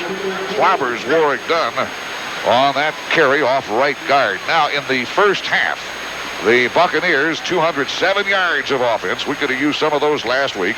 And our defense limited Cincinnati to just 84 yards. In passing, the Buccaneers 92 yards, 51 of those on one play. See if Dilfer goes airborne now. Wholesale shuffle of the receivers and tight ends. We need to reach the 30, 3rd down and 8. One back. Dilfer drops. Hired slant caught at the 30. First down, Bucs. Carl Williams takes it in. Artrell Hawkins makes the tackle, but Carl Williams tucks it in his tummy and gets the first down catch. Last year, Carl the Truth Williams was the #1 receiver on third down for Trent Dilfer. And he comes right back to the bread and butter play, the hard slant to number 86. Trent Dilfer can make that throw as long as he has time. You got to give credit to the offensive line, picking up the blitzes, allowing Carl Williams time to cross the middle. It's quick, but he can make it because he's got time to throw the football with no one in his face. Buccaneers now 7 out of 10 on third down conversions. From the 31, handoff Alstott, ran into a blocker. Second surge gets him outside the 37. Boy, a little stutter move there as he ran into a blocker, and just those tremendously strong legs that Mike Alstott has developed in that regimen he does during the summer, up at Purdue, dragging that big car of his all over the hills. And it certainly pays off on that play. Sam Shade is taking a pounding. But see, at the same time, too, Cincinnati's now walking their linebackers up. They're starting to blitz a little bit. And once the guards are picking them up, once we get that movement, Mike Alstott has passed the initial linebacker. Now someone from the secondary has to come up and fill. But by then, he's got 4 or 5 yards. 15 carries, 50 yards. On second down, toss pitch out to the left flat. It's caught by Jaquez Green, and he spun around to the 40-yard line. Just short of the first down marker. Artrell Hawkins again made that catch. Well, this is just an isolation play. Get it to your fastest receiver and see what he can do one-on-one with a rookie cornerback. And Hawkins, who played his football here in Cincinnati for UC, is in on the tackle. But if that corner doesn't come up, break down Gene, and get him on the ground with his speed, once he gets past that first gunner in this situation, he could actually go coast to coast. That's why it's an interesting play by Mike Shula. Well, Hawkins runs a 4.340, the fastest member of the secondary. It's third down and 2. Handoff Dunn. Dunn's got the first down. Spins, bobs and weaves at the 45 and is dropped at the 47-yard line. Takeo Spikes just keying on number 28, but that's a nice run on third down by Dunn. He needed 2.5, and he got it all the way out to the 45, 46-yard line. That is a gain of 6. Let's check that, a gain of 6 yards. He's got 65 yards now. He's too short of reaching that 1,000-yard figure. Good action on the inside by Frank Middleton, really out there in front of Warwick Dunn. Back-to-back third down conversions. Now first down, 10 Bucs at I-46. We're moving right. I formation, Alstott. And Dunn in motion, Rob Thomas. Hand off to Dunn. We'll run it to the right. Gets a block by Alstott. Cuts it off Alstott to the 49. And he has got it to the 50-yard line. That's a gain of 4. And with that carry, and well, they'll notify us officially, but I think Warwick Dunn now is over 1,000 yards. I've got him with 68 yards today. 1,004 on the season so far. 1,000-yard rushing season for Warwick Dunn. Just missed it last year. Remember, he sort of hit a wall. He wasn't used to playing a 20-game schedule coming out of college and a rookie of the year. Officially now, we're told Warwick Dunn 1,004 yards. First down, second down, Bucs at the 50, second down and 7. And again, they hand off Dunn, and he's bulldogged down in the backfield. Well, now he will lose 3 yards or 4, depending on the spot. Clyde Simmons said enough of this number 28. It will be third down and long, and here come a whole handful of receivers. Well, the Buccaneers leading 28-0, 2:10 to go.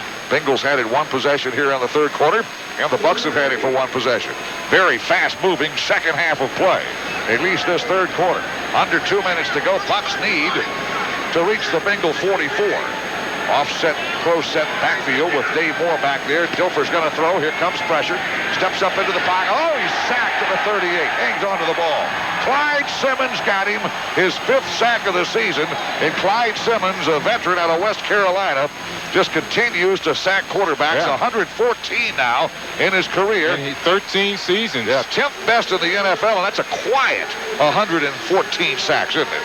Clyde Simmons, they bring him in to try to, in fact, when they lost Big Daddy Dan Wilkins, they brought him in. So it's 4th down. Tommy Barnhart will punt. Good snap. Here is the kick line drive thing. And coming over the field, it's Stepford Williams at the 23 to the 25 to the 27-yard line. And he's brought down. Stepford Williams on the return. And the Cincinnati Bengals have it with 1:26 to go on the third quarter. 38-yard punt by Tommy Barnhart on a chip. Say, looking for the perfect getaway? Escape to the Trade Winds on St. Petersburg Beach. Now, the Trade Winds has tennis, sailing, pools, fine dining. Trade Winds also has family suites and loads of activities for the kids. The Trade Winds, Tampa Bay's first choice for a beach getaway. And I think I think half the fans here at Synergy Field heard me read that card on the trade winds of the first half, and they all left at halftime to head south. Running to that airport. First down, Bengals. Second possession by the home team here in the third quarter. From their 33, dropping Kresser, dumps it off to Dillon. Space for Dillon. 35 to the 40-yard line. And he's cut down at the 41 by Ronde Barber, who's having another big day in the secondary. Now, Barber, at 5'10", 186, is giving up almost 40 pounds to Corey Dillon. Yeah, but if you break down out in the open and don't try and take him on up top, because you're not going to punish him that way. The object is to get him on the ground, and that's what Ronde Barber is able to do by taking him out low. You try and challenge him up top, you're going to get punished. Second down and 2, 28-0. The Bucs lead the Bengals under a minute to go now. In the third quarter, from the 41, they need to reach the 43. There's Kresser at quarter. The man in motion slipped down. Kresser dropping to throw under pressure, gets the pass away. Caught by Darnay Scott at the Buccaneer 46-yard line. Boy, this turf is slippery. Everybody's slipping down as the motion guy slipped behind quarterback Kresser, and Kresser was able to dodge, tripping over him, and threw that bullet to, I beg your pardon, I thought it was Darnay Scott. It was Marco Battaglia, tight end. And he made the catch. How about that? Bucs lead 28-0. We led 21-0 3 seconds into the second quarter. Missed a field goal just before halftime. Bengals on the Bucs side of the 50 for the second time in this half at the Buc 46. Kresser play action, drops to throw. Flushed out of the pocket, gets the pass away, caught in the flat. By a tight end, nowhere for Tony McGee to go, though. He made the catch, a gain of 2. Well, the Buccaneers they're thinking pass all the way. Play out. At the end of the third quarter. And Kresser, a marvelous job for a fourth-team quarterback of faking the play action, fake up the middle, and then throwing the pass on the run. We've completed 3 quarters of Country leader and home of the Bucs. Join Jeff Ryan and WTSP TV's Al Keck for the Armchair Quarterback Show. Live from Hooters on Hillsborough Avenue in Tampa this Monday night at 7. Tomorrow night's guest is Warren Sapp. Jeff and Al will take your calls, get you ready for Monday Night Football. The Armchair Quarterback Show brought to you in part by Lazy Boy Furniture Galleries. Second down, 2 for the Bengals. They go to the right now. Hand off to Dillon. Dillon finds daylight, tries to cut it back, and is brought down by Gooch inside the 35 at the Buccaneer 31-yard line. Corey Dillon hasn't mailed in the season, has he? He's running hard, and that time he needed 2, and he got a lot more than that. That was a pickup on his 12th carry of 13 yards. He's got 60 yards now rushing in today's game. Did not play last week in the win over Pittsburgh. Now, I remember as a player, Gene, whenever we had a lead like this going into the fourth quarter, we would always talk about defensively, let's get the goose egg. That's the most important thing for the D right now. At the 31-yard line, Kresser toss pitch on a double reverse. This is Darnay Scott to the 31, to the 30, and he's run out of bounds. Boy, a Buccaneer just got blindsided when he saw the reverse was cleaned out, and Ronde Barber has just been everywhere on this field. He chases down the double reverse run by Darnay Scott. He knocks him out of bounds after a short gain of 2. Let's pause for station identification. This is the WQIK Buccaneer Radio Network. Home of the Tampa Bay Buccaneers. 99.5 WQIK FM, St. Petersburg, Tampa, Clearwater. WQIK AM 1010, Sefner, Tampa. CBS radio stations. It is second down and a 2-yard carry on a razzle-dazzle play from just inside the 30-yard line. Tight end McGee goes in motion. Kresser hands it off, and they run up the middle by Brandon Bennett. Gets him a first down to the Buccaneer 20-yard line. Boy, Brandon Bennett came out, hole opened up as wide as an interstate highway. And Bennett has that quickness to get to the hole, and Derek Brooks may have just made a touchdown-saving tackle. And see, you know, when Cincinnati goes into the locker room at halftime, they're talking about trying to finish strong. Players know this could be their last game. They may not even be back next year. So you have to leave some kind of impression on a coaching staff. That's what they're driving for now. First down, Bengals at the Buc 20-yard line. They've dominated the second half. Dropping Kresser, throwing to his left. It's picked off of the 1, to the 10, to the 15. Ronde Barber to the 20. Barber to the 30. Barber on his feet to the 40. Barber to the 45, to the 50. Barber's run out of bounds at the Cincinnati Bengal 44-yard line. Ronde Barber's second interception of the season, and we just told you, what a whale of a season Ronde Barber's having. His brother Tiki could help us out if he could help the Giants win today. And then we got to get Junior Seau on the San Diego Chargers to give us some help in Furniture. Canes has got it all.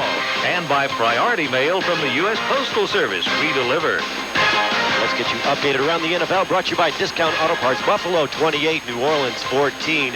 Indianapolis and Carolina. Carolina takes the lead now in the third quarter, 20-16. Baltimore 16, Detroit 3. Chicago and Green Bay are tied up 13-13 with 2 minutes left in the third quarter. Atlanta 38, the Dolphins 6. That is also a third quarter score. The Jets putting it to New England 24-3. And our score here, Tampa Bay Buccaneers 28.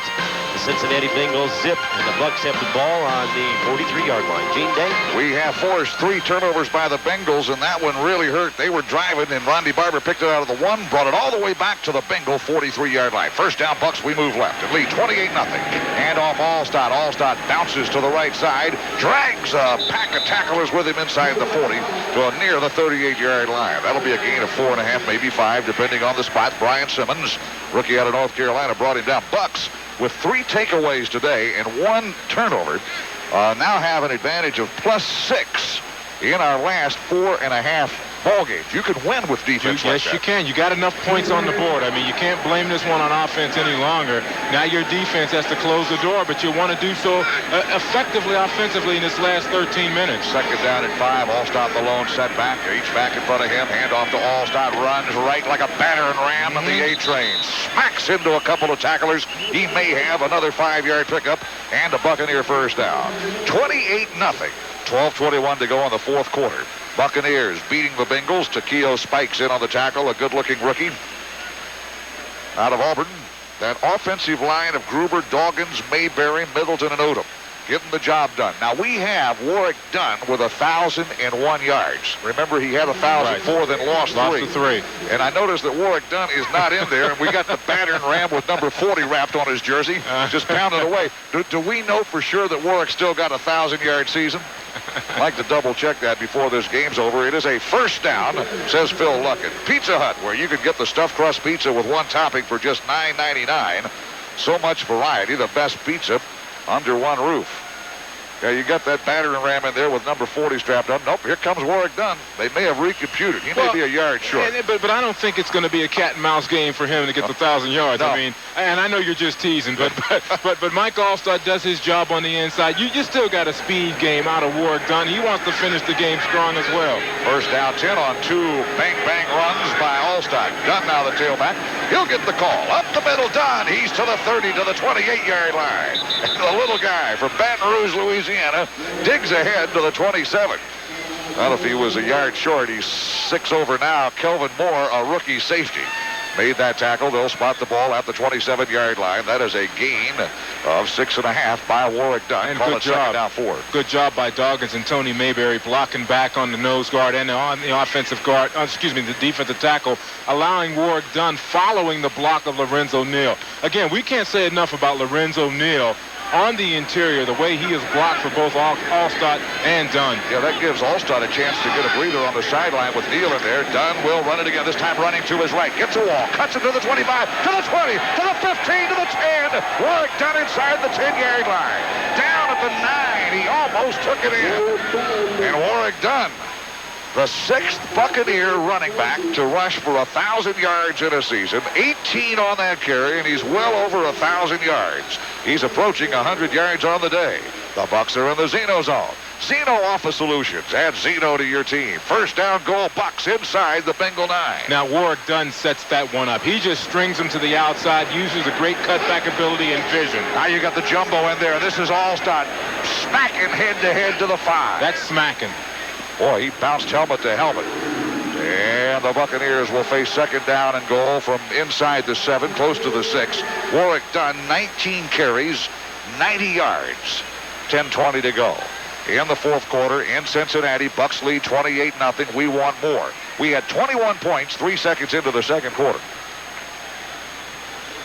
And we had it first down and goal late in the second quarter. Couldn't punch it in and missed the field goal. Copeland and Myers made that last hit from the 6. Close to the 5. It's second and goal. I formation. Run by Alstott. Runs into a wall and just lunges forward and gets 2 more. Hard-earned yards. And again, Greg Myers hanging on to a big old leg as big as a log and trying to bring down the A-train. Bucs trying to punch one more in, and we need some help. We're going to win our second road game of the year. We've been roadkill all season long. Our 2 wins have been in chilly temperature games, Chicago, and today at Cincinnati. It's been tough on the road, to say the least, this year. Very tough. Last year we were 5-3 on the road, but we did not have a winning record in our division. Here's a handoff. Done to the 1. Touchdown, Tampa Bay. Mike Alstott, the A-train. The A-train, 40, not done. And we have gone over 30 points. 34 in the game. Alstott takes it from 3 yards away. And that is his 3rd touchdown of the game. Mike Alstott. What a day to remember for Michael. That's running hard, but he's running behind a good offensive tackle in Paul Gruber. You got to give some credit to the guys up front who have done an outstanding job of blocking this afternoon. We've seen some good runs, but the blocking has been on the money. 9:20 to go, 4th quarter. Bucs are up 34-0. Michael Houston for the point after. Good snap. Kick airborne, and it is perfect. And the Buccaneers have built a 35-0 lead on the Bengals on their home field. Let's take a timeout. It's been an award-winning year, so to celebrate, your Chrysler and Plymouth dealer is having... They had won 9 of their last 10 regular season finales at home, including the last 5 in a row. Well, the Buccaneers sort of put that to rest early when we scored 2 of the first 3 times we had it and led 21-0 early in the second quarter. It's 35-0. Bucs kickoff by Houston. End over end, fielded at the 3-yard line, and up the middle comes Gibson. He runs into a wall at the 24. Wow. No place for women or children between those sidelines on kickoffs. And Tony Bowie, he built his reputation as a special teams phenom, and Damon Gibson was just... And it doesn't look like they're going to get it unless the Bengals score. However, this is not so bad for Donna Glasgow, Brandon, because she wins a big screen RCA television because the Bucs have scored 35 points, and somebody from Hooters is also going to win one. So keep your fingers crossed, and maybe the Bucs will shut them out. Well, the Bengals have the football. They'll begin this drive at their own 25-yard line, trailing 35-0. 9-10 left. Delay handoff. Corey Dillon's a mark man in the backfield. He is nailed and dropped by Steve White at the 21-yard line. The Buccaneers 35-0 over the Bengals. And the Bucs will finish the regular season 8 wins, 8 losses. You look back to last week. Golly, the difference between being 9-7 and 8-8. And that's what you want. You want that winning season. Fourth quarter. You want that more than anything. Fourth quarter meltdown in D.C. Second down, 14 now. For the 21, Kresser, play action, dropping, looking, flush down to the pocket, running, upfield, throws it upfield. Go! It's dropped at the 50-yard line. All Tony McGee had to do is just keep in stride and catch it. What's Tony doing trying to get style points? He leaped in the air, juggled it, dropped it.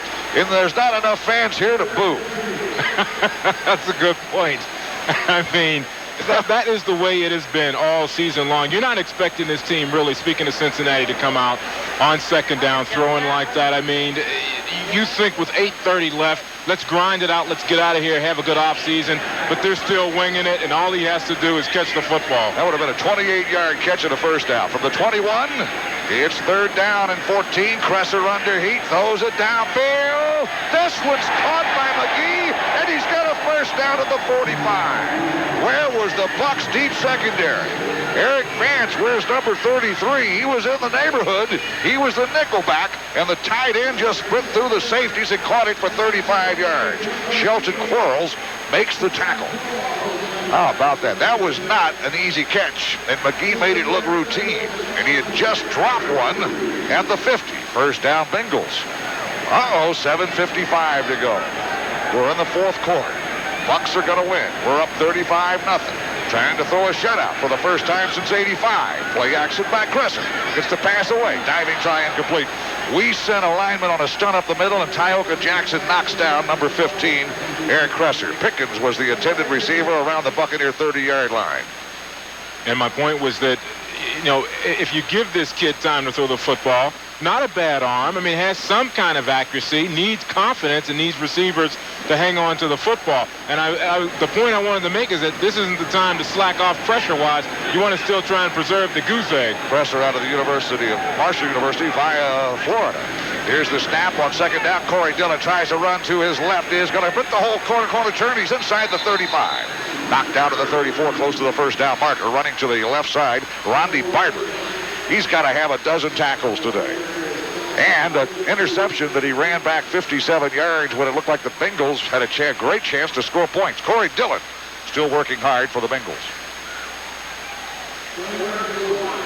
Buccaneers led 28-0 at halftime, the only scoring so far in the second half. A touchdown run by Alstott, 35-zip. Eric Kresser, third down, 1. We'll keep it on a quarterback sneak, and he's got the first down, but a flag is thrown late.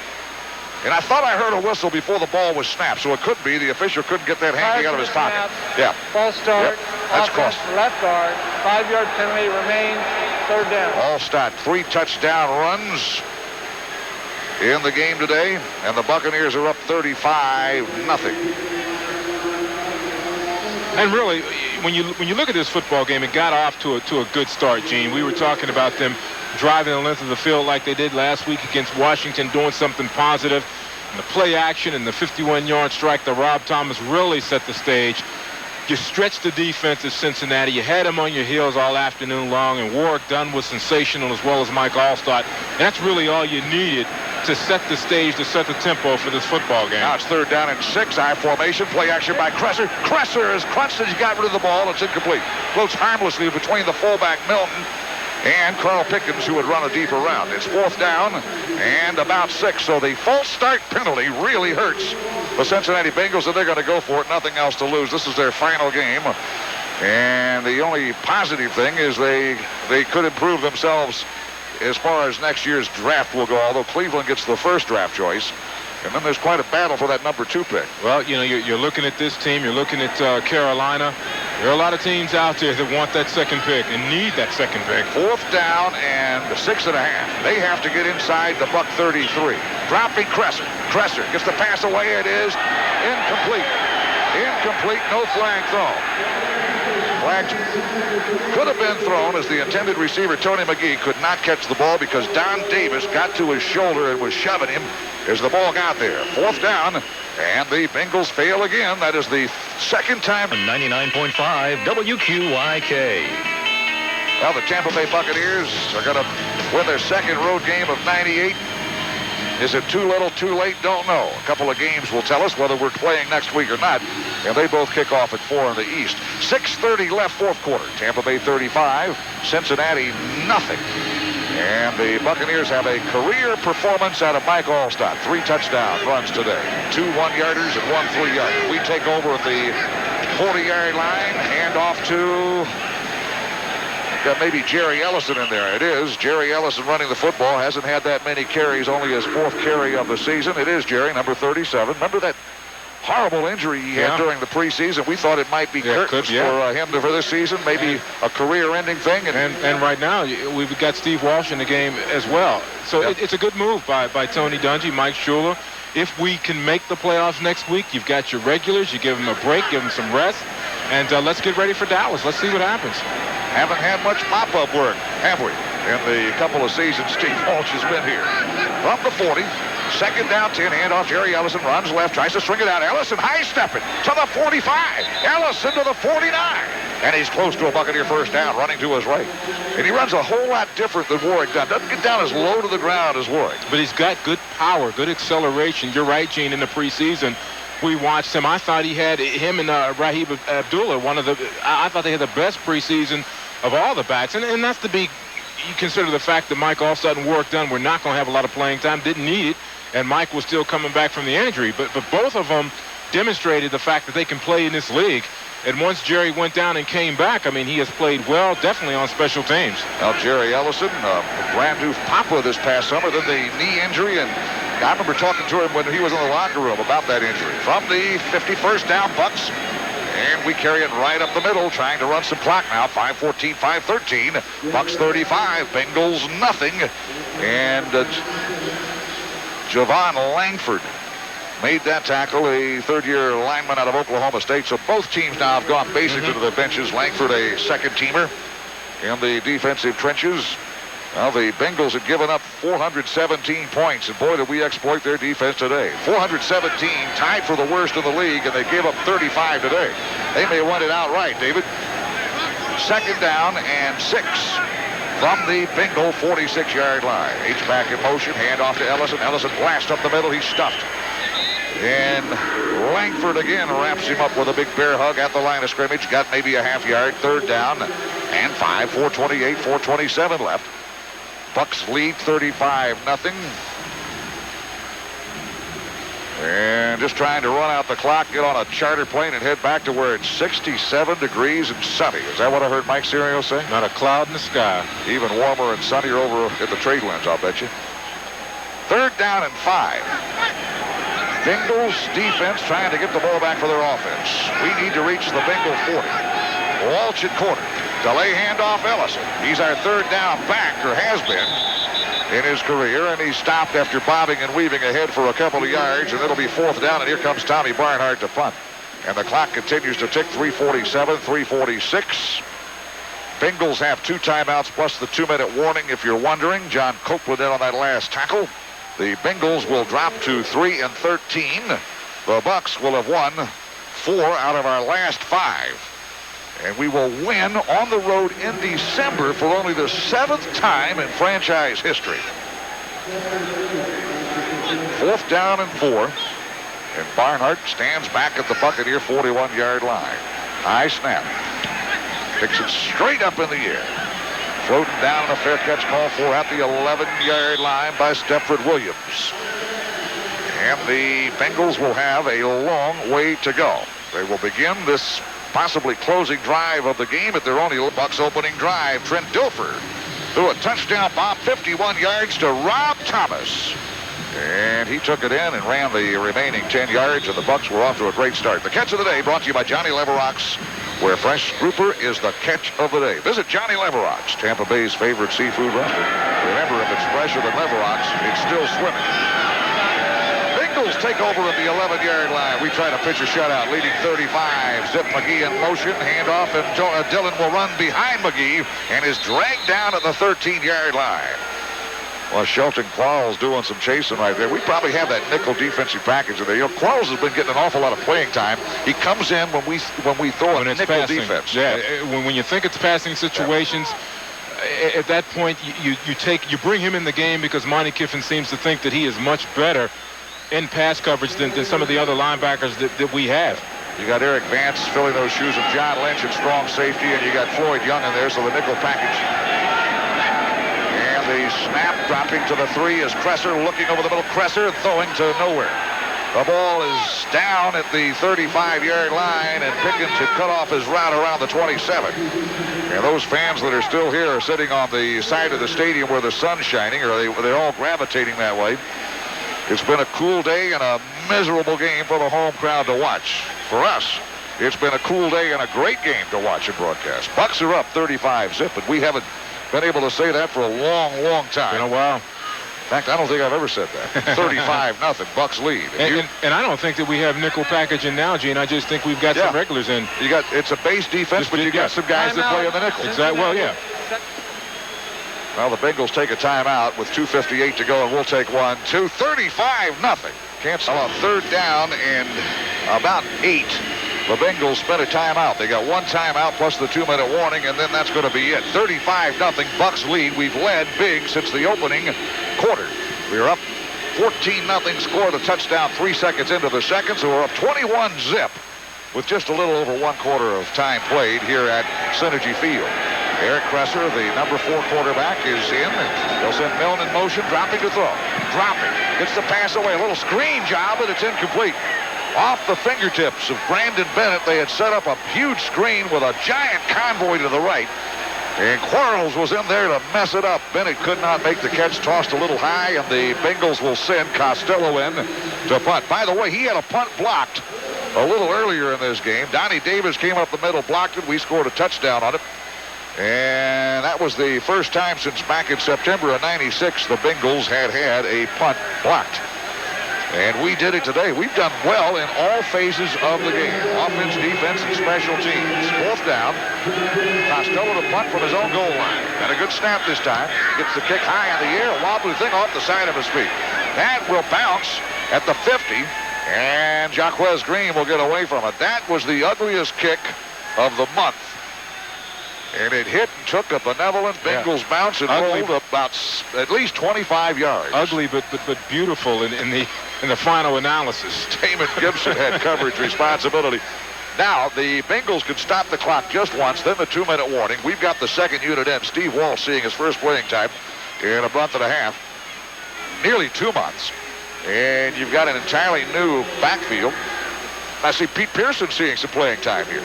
So it's a chance for a lot of Buccaneers to get in that haven't played all season. Todd Washington is playing as the center for the Buccaneers now. He hasn't had that many exchanges. Here's the snap, hand off to Lorenzo Neal, and Neal barrels ahead for about 5 yards to the 49.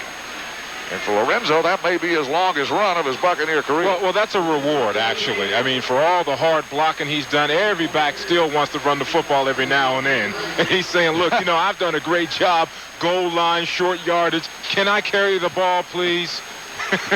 And for Lorenzo Neal, it's only his second carry, and he got nothing on that first carry. So it is a new mark for Lorenzo Neal as a ball carrier for the Buccaneers. The 2-minute warning is brought to you by Time Warner Communications.